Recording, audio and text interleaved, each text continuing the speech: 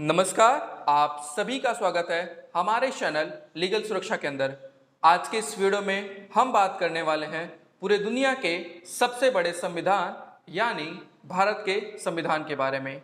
सबसे पहले अगर हम देखें कि जो कॉन्स्टिट्यूशन होता है यानी ये जो संविधान है ये होता क्या है, तो इसको एक उदाहरण के थ्रू समझते हैं कि जैसे मान लीजिए कोई भी परिवार होता है तो उसका जो हेड होता है यानी उसका जो मुखिया होता है वो घर का सबसे बूढ़ा व्यक्ति होता है, अर्थात उसके पास ज़्यादा एक्सपीरियंस होता है, जिंदगी के ज़्यादा तजुर्बे उसके पास होते हैं।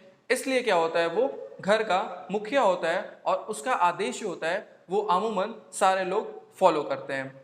तो वैसे ही जैसे किसी परिवार को चलाने के लिए एक मुखिया का होना ज़रूरी है, वैसे ही किसी देश को चलाने के लिए संविधान का होना बहुत ज़रूरी है। पहले के समय में जो देश चलाए जाते थे या फिर यूं कहें कि जो छोटे छोटे राज्य थे उसको कौन चलाया करता था, तो पहले के समय में आप देखोगे कि राजा और जो महाराजा थे उनके जो पुत्र थे, उनके जो वंश थे, वही उस राज्य को चलाया करते थे। अपने हिसाब से वहाँ पे नियम कानून, पैसा का लेन देन, वो सारा कुछ अपने हिसाब से रखते थे। वहाँ का अपना एक मंत्री परिषद होता था, मंत्रियों का एक समूह होता था जिससे वो परामर्श लेके अपने राज्य को चलाया करते थे। हर एक राजा अपने राज्य को अलग अलग तरीकों से चलाया करता था। फिर जैसे जैसे दिन बीतते गया, उसके बाद जैसे ईस्ट इंडिया कंपनी आ गई, जो अंग्रेज हमारे ऊपर शासन किया। अगर आसान भाषा में कहें तो जब अंग्रेज आके हमारे ऊपर हुकूमत करने लगे और हमें गुलाम बना दिया, तो जितने भी राजा लोग थे ये लोग एक तरीके से कहें तो समाप्त हो गए थे उस टाइम।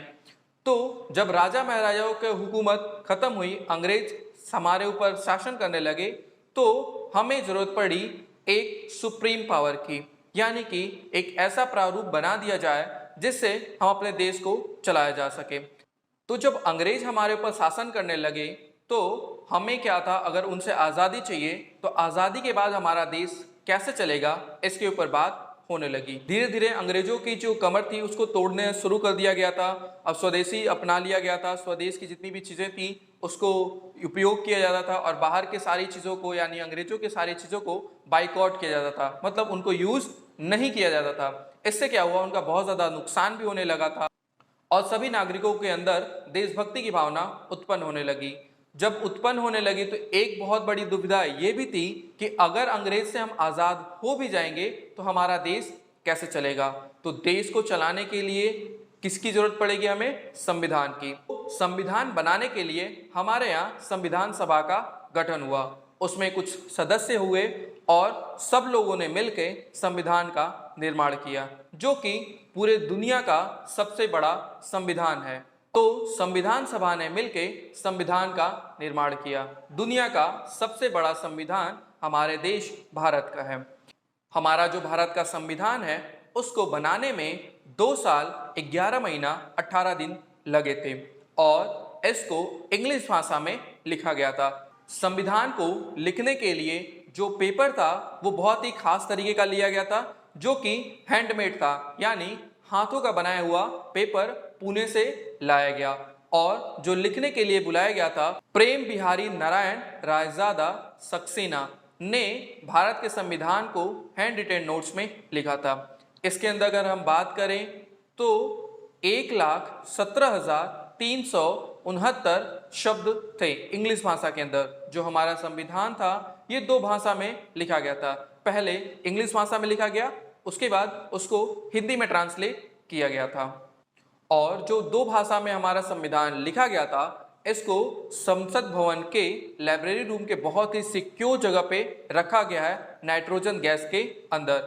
और ये जो हमारा हाथों से लिखा गया संविधान था, इसको संसद भवन के लाइब्रेरी में 2 कॉपी उसकी रखी गई है, एक इंग्लिश में रखी गई है और एक हिंदी में रखी गई है।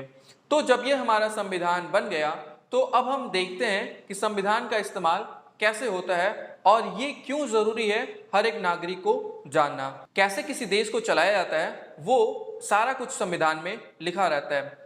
वहाँ पे सरकार कैसे बनेगी, वहाँ के जो रहने वाले नागरिक हैं उनके क्या अधिकार होंगे, ये सारी चीज़ संविधान के अंदर दिया होता है। हमारे संविधान में अगर हम बात करें तो सारी चीज़ें दी गई है कि सरकार कैसे बनेगी, केंद्र में सरकार कैसे बनेगी, राज्य में सरकार कैसे बनेगी और आम नागरिक के क्या अधिकार होंगे। तो सारी देखिए दुनिया का सबसे बड़ा संविधान है, सारी चीजें उसमें दी गई हैं कि किसके कितने कार्य होंगे, किसकी कितनी शक्तियां होंगी। सब कुछ एक आम नागरिक को समझ पाना बहुत मुश्किल है, लेकिन कुछ चीजें ऐसी हैं जो संविधान के बारे में हर एक प्रत्येक नागरिक को पता होना चाहिए। क्यों पता होना चाहिए? ताकि आपको कोई बेवजह परेशान ना कर पाए, और अगर कोई नेता, मंत्री, पुलिस, कार्यपालिका, न्यायपालिका कहीं भी आपके अगर अधिकारों का हनन हो रहा है तो आपके पास क्या उपचार है, वो सब कुछ संविधान के अंदर दिया गया है। तो अब हम जानते हैं कि कौन सी ऐसी चीजें संविधान के अंदर जो प्रत्येक नागरिक को जानना बहुत जरूरी है। तो वो है मौलिक अधिकार, यानी कि फंडामेंटल राइट्स। फंडामेंटल राइट्स हर एक नागरिक को जानना जरूरी है। क्यों जरूरी है? क्योंकि इससे आपके अधिकारों के बारे में पता रहेगा।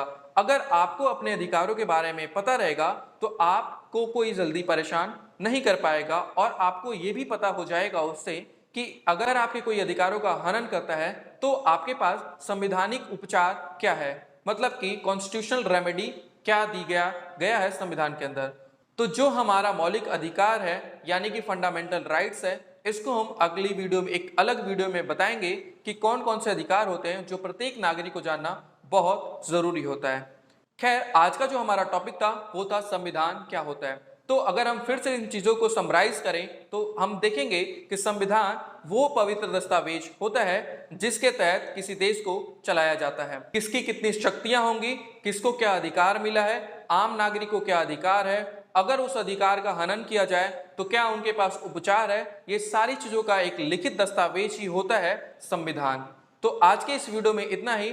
अगर आपको वीडियो अच्छी लगी हो तो चैनल को लाइक करें, सब्सक्राइब करें एंड शेयर करें। फिर मिलते हैं आपसे अगले रविवार, जिसमें हम बात करेंगे मौलिक अधिकारों के बारे में जो प्रत्येक नागरिक को जानना बहुत जरूरी है। तो मिलते हैं आपसे अगले रविवार। नमस्कार।